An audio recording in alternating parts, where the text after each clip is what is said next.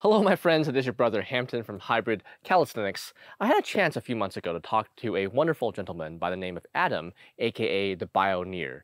Now, if you've been around the fitness side of YouTube for a while, you've probably seen some of his videos. He makes a lot of content, as he calls them, video essays, on things a lot of people would consider alternative ways of training. So he'll talk about running, he'll talk about hanging, he'll talk about the deep squat, for example. And during our conversation, I asked him, what's your philosophy behind fitness? What's your thesis? If you could change something about the fitness status quo, what would you change? And what's missing from modern fitness training? And he mentioned the idea that there's kind of a stock program in everyone's mind on what fitness is. So he mentioned that if you go into a gym, he's like, yeah, I'm not as fit as I would like to be, and I would like to get fit, and they hook you up with a trainer. A good trainer will work with you on your goals, etc. But mostly it's lift weights, get stronger at those lifts, maybe go on a treadmill a little bit. And he mentions that while he thinks that's fine, there are other modalities that people can explore that they might really like. So on his channel, he talks about things like climbing and sprinting and different ways to harness super functional training, as he calls it,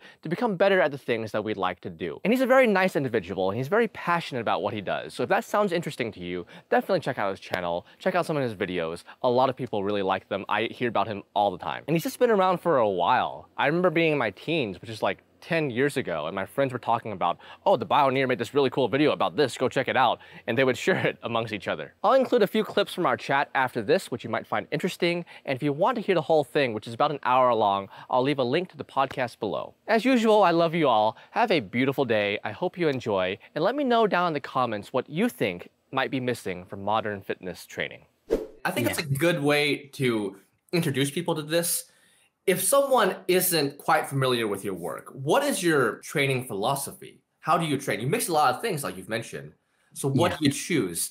And given how you train, what do you think is missing from most people's training methodology? Well, yeah, that is basically like my main philosophy, is that you should be not choosing just one form of fitness, but combining multiple forms of fitness in order to make a more complete package. Because in my experience, and I don't know if it's the same in the US, and it is changing, which is nice, but if you go to a gym and say, you know, I want a new training program, it'll either be a powerlifting program you're given, like, oh, he wants to get stronger, so let's give him a powerlifting program. And there are people out there that think that literally can solve every ill. I think some people argue you don't even need cardio if you're doing powerlifting, because if you're stronger, you can do more reps, which, you know, I argue is not the same, but there you go.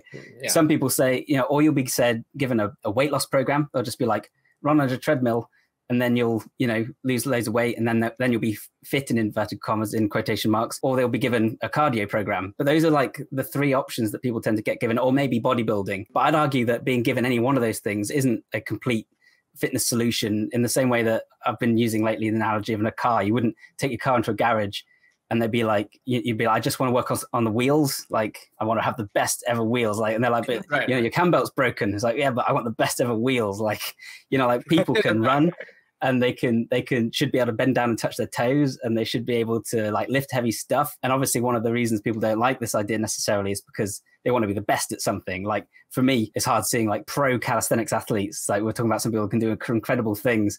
And if I just dedicated myself purely to that, and I'm not saying that most of them probably fantastic at running and lifting as well, but people want to become the best at something. So they're like, I'll dedicate myself to powerlifting or to this or that, and then call that fitness. But I would say that for most people, the aim shouldn't be to be the best at something in particular. It should be to be an all-rounder, because as an all-rounder, you're using more of your capacity. You're ready for more different situations. You're less likely to injure yourself, etc. Like, you know, ignoring mobility completely is a big mistake. And it's something I've been incorporating more and more lately. Like, it makes a bigger difference, I think, to more people than just getting stronger, which would be your go-to for a lot of people. If I'd say more people are very immobile than are very weak, probably, and that's going to cause more issues. So yeah, combining all these things together into a complete package, I think, makes you a more well-rounded, you know, individual. And on my channel, I call it super functional training, which is a bit of a fun word that just came up with. But the idea behind that is that technically we are functional for our day-to-day lives, because if you sit at a desk all day and you've got kyphosis, then that's kind of functional because it helps you reach the keys better, you know?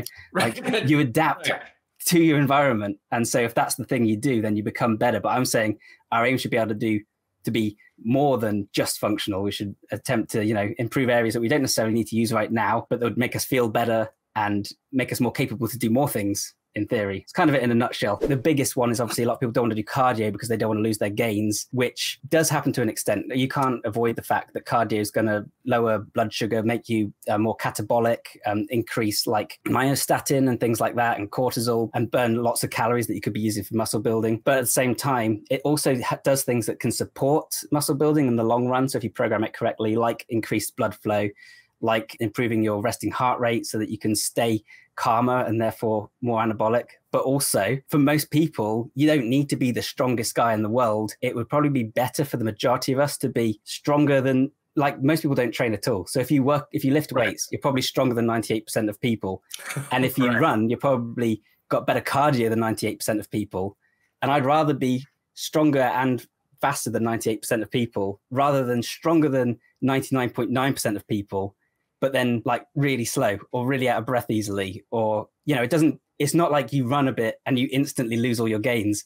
Like most bodybuilders ran on the beach. Arnie does videos of him running on the beach, or they went power walking on the treadmill is another strategy. Like even they admit that you need some cardio because it's just not healthy otherwise. And if you want to function properly, this is what I don't understand. Why do people say, like, you know, if you do some cardio, then you're not going to smash your PB on the bench press? It's like your PB on the bench press is always already 130 kilograms. Like, that's really good, but you can't touch your toes, or you can't, like, shouldn't that now be your focus? And yeah, I get that some people want to focus on just one thing, but I think a lot of people also haven't considered that maybe adding weight isn't the only option, or just going after that one skill isn't the only option, that maybe they could prioritize. We tend to want to work on things that we're doing well at, don't we? But actually, if we work on our weaknesses as well, we could be a better all-rounder, which could be better for our overall health. The long answer is, I think a lot of the times you can combine these things and they'll actually support each other. But even if they don't, for most people, I'd say it's a worthy compromise. Okay, so let's break it down a little bit. Let's say someone who is just the average gym goer. A lot of them aren't going to be watching this. What I've noticed, the general goal people have seems to be a mixture of gain some muscle, gain some strength, increase mobility, and probably, I should have said earlier, lose weight.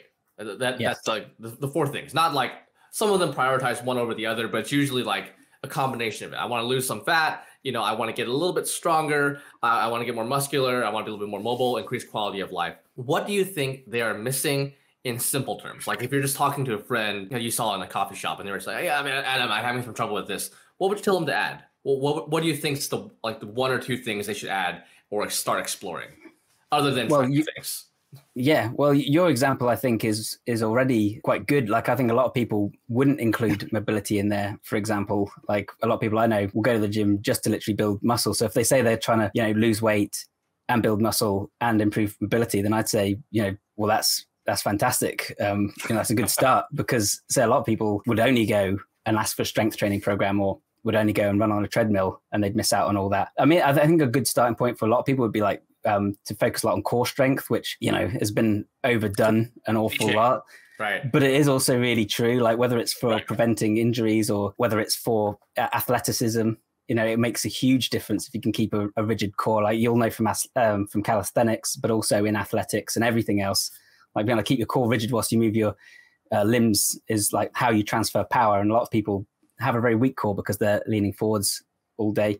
And I think proprioception would be another really good thing to look at a little bit.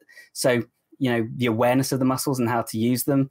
Like if you ask a lot of people to, for example, tilt their pelvis, they won't know what you're talking about. Or if you ask them to hinge at the hips, they wouldn't know what you're talking about, or maybe just not be able to do it. And that's a really good place to start as well, because like being more aware of how your body's moving can prevent a lot of injury. So those would be some really good ones to start with. Then there's lots of extra things you can look into if you want to as well. But as a starting point is to pile on, those would be good. And brain training is something that I talk about an awful lot on my channel, which is a massive area. Like a little bit of meditation or something can go a long way. Let's start with those three things, because people listening to that, I think they have some questions. In your words, how does one become more aware of their muscles? And how do we learn these new things like pelvic tilt and hinging at the hips?